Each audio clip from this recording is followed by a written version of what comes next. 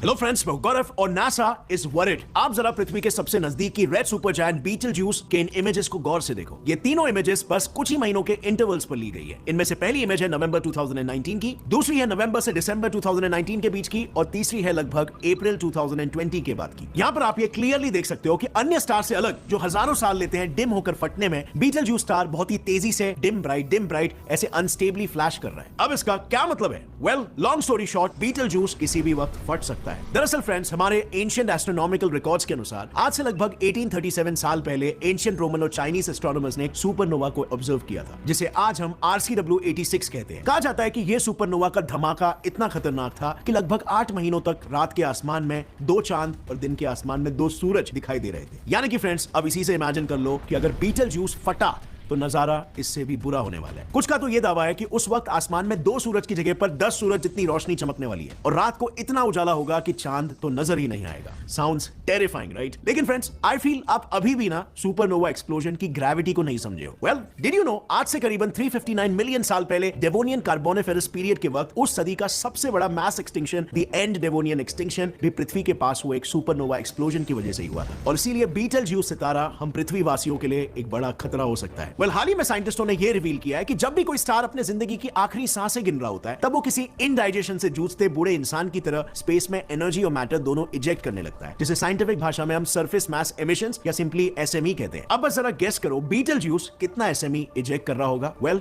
You will be shocked to know, करीब 8 trillion mount Everest जितना मास वो बाहर फेंक रहा है, जिसमें से कुछ मास फिर एनर्जी के रूप में हम तक कभी डिम तो कभी ब्राइट लाइट के फ्लैशेस के रूप में आ रही है। यानी कि जो बीटलज्यूस है ना, वो हमें कभी यू डिम तो कभी यू ब्राइट दिख रहा है, और ये एक तरह से उसके समय की आखिरी टिक टिक है, जिसका हिसाब माइंड यू आज से नहीं बल्कि हजारों सालों से रखा जा रहा है। यस, आज से करीबन 4325 BCE में जब इंडियन एस्ट्रोनॉमर्स ने पहली बार ओरायन कॉन्स्टेलेशन में बीटलज्यूस को ऑब्जर्व किया था, तब से लेकर आगे चलते चलते 1st सेंचुरी BC तक आते आते चाइनीज एस्ट्रोनॉमर्स ने उसके कलर का जिक्र करना शुरू किया। उनके अनुसार उस वक्त उसका कलर कुछ व्हाइटिश येलो रंग का दिखता था, बट फिर पता नहीं कैसे, लेकिन 2nd सेंचुरी CE में एंशिएंट ग्रीक एस्ट्रोनॉमर टॉलेमी ने किए वर्णन के अनुसार उस वक्त तक वो ऑरेंज रंग का हो चुका था, यानी बिल्कुल वैसा ही जैसे वो आज हमें दिखाई देता है। सो जैसे कि मैं आपको बता रहा था, इस डिमिंग के पीछे का मेन रीजन ब्लैक होल्स है। सो ब्लैक होल के अलावा एक रीजन तो हमने पहले ही इस वीडियो में दे दिया है, वो भी बीटलज्यूस से ही रिलेटेड था, कि कैसे एक स्टार अपनी आखिरी समय में न्यूक्लियर फ्यूजन वर्सेस ग्रेविटी के बीच पर पिसकर धीरे धीरे अपनी लाइट को खोता है, और फिर कैसे ये टग ऑफ वॉर आगे जाकर उस डिम पड़े स्टार को सुपरनोवा के रूप में इम्प्लोड कर देता है। लेकिन आज का ये वीडियो फ्रेंड्स वही पुरानी बातों को दोहराने के लिए बिल्कुल नहीं है। सो साइंटिस्टों ने इस एक्टिविटी के पीछे 2 और मुख्य रीजंस को आइडेंटिफाई किया है। उसमें से एक है